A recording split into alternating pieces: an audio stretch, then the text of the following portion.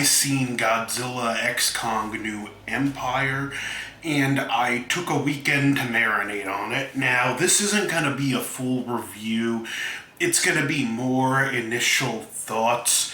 Since I'm doing the Return of Godzilla-thon, I'm going to hold off on the full review until I get to its natural place in this series.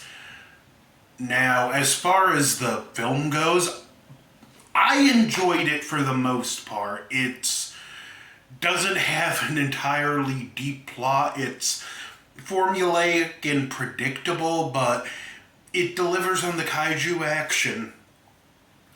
Interesting choices and soundtrack. I never would have imagined a Godzilla movie would have both an Elvis and a Kiss song in it, but here we are. It's films keep trying to recreate what they did with the first Guardians of the Galaxy that even the second Guardians couldn't quite replicate with the music, although out of all the films that tried it, I think this one might have done the most admirable job of incorporating older music into the film in a stylistic manner, so props for that. Now, this film, I went on a total trailer prohibition. I did not watch the trailer. It was a full embargo. No, I tried to avoid spoilers, although people on Facebook would post spoilers. One person, months and months back, shared an image of a licensed Toho monster that's appearing in this movie other than Godzilla, and well, let's just say that would have probably been the highlight of the movie for me, discovering this monster was going to be in there. But instead, I was more, when is this going to happen? How's this going to incorporate? It wasn't so much the surprise as me waiting for it to happen.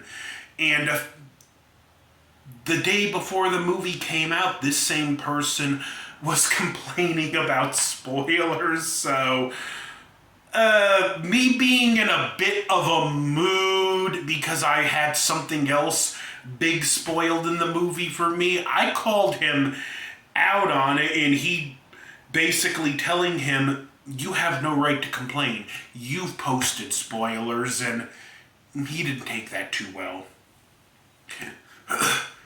But that being said, it was a well-paced movie. It had some good humor, especially Godzilla finding a new bed. That's a major tourist location, and we actually have a building he's now careful not to destroy, even though he'll happily destroy everything else. This is another more Kong-centered movie, and the director said if he gets to do another one, he wants it to be more Godzilla-focused. And they do some interesting things here that leads the door open to other possibilities.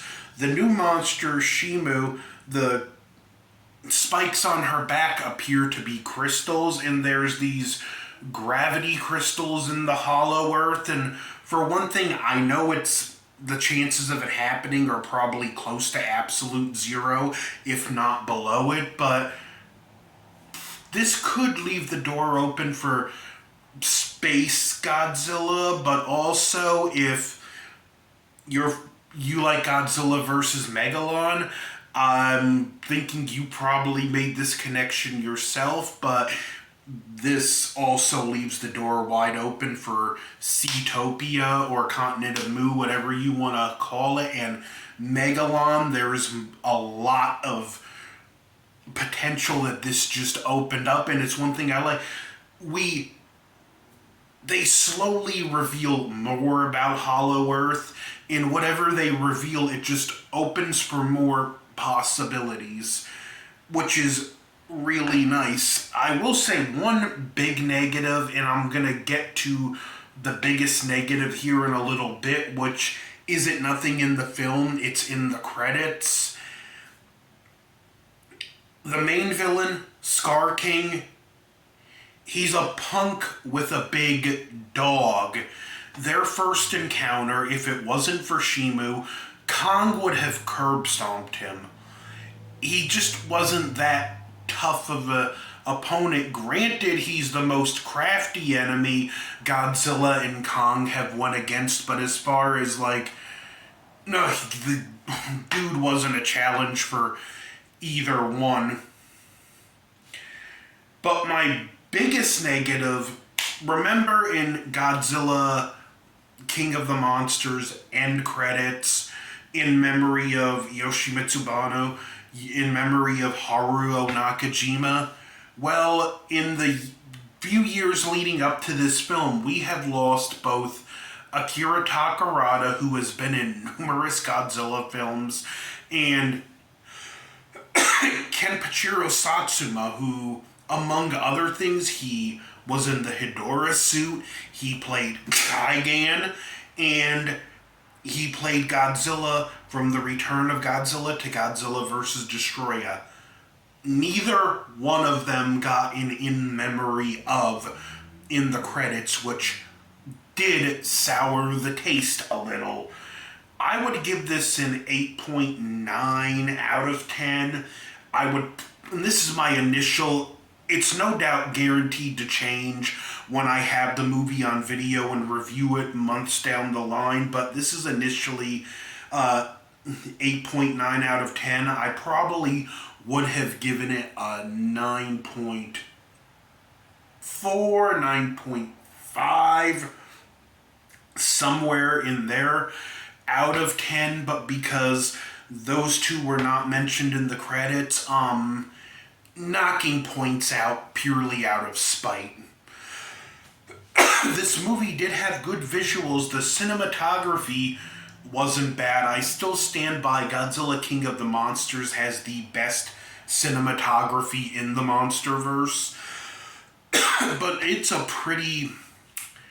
just a very fun, solid movie, but again, that's the nicest thing I can say about it. This isn't gonna be another Godzilla -1 that had this deep, personal, thematic story. This is just straight up wall-to-wall action, and if you want that kind of thing, if you want a shallow, fun experience, you're gonna have a great time. If you're a Kaiju fan, this feels very much made, even though it's still broader audience in mind, it leans more towards for the fans than Godzilla vs. Kong did, which was just for the general audience.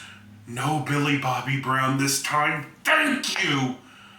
And another positive, the Bernie, I think his name was, the podcast character from Godzilla vs. Kong that was just annoying and just aggravating whenever he was on screen. He's in this movie again, and he's not that bad. He can be annoying from time to time, but it's not to the point where it's get off my screen, and he does have some good moments. Now, there's one character I will mention before I wrap this up, and I kind of wonder if it was a MASH reference, because we have a Kaiju Titan, whatever you want to call him, veterinarian named Trapper, which, is that a nod to Trapper John McIntyre? Might be just me, but that was the first thing I thought of, so I give Godzilla X Kong the recommend. Got some minor spoilers in here, but not going, again, too into depth. This is initial reaction, so I guess this is Return of Godzilla-thon Part 7, Godzilla X Kong reaction. I got Mothra vs. Godzilla coming down the pipeworks, and starting in, because it's April, Gundam Seed first aired here in the States on April 14th, and I got the complete series on the DVD because, for one, it was cheaper than the Blu-ray. For two, the remaster made some changes I really don't like, so I'd rather watch the regular version.